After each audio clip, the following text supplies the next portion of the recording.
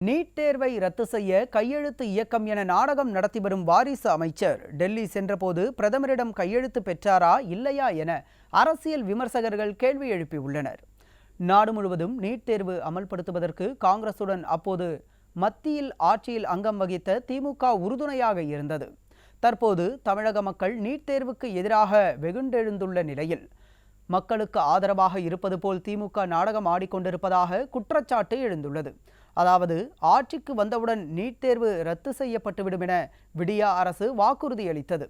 அதற்காக வாரிசு அமைச்சர் 2.5 வருடங்களுக்கும் மேலாக கையெழுத்து இயக்கம் நடத்தி வந்தும் எந்த நடவடிக்கையும் இல்லை என பொதுமக்கள் சாடியுள்ளனர்.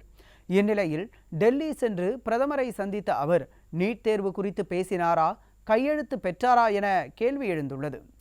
சொன்ன வாக்குறுதிகளை நிறைவேற்றாத நிர்வாக திறமையற்ற விடியா அரசுக்கு அதிமுக குறித்து பேசுவதற்கு எந்த அருகதையும் இல்லை என பொதுமக்கள் ஆதங்கம் தெரிவிக்கின்றனர்.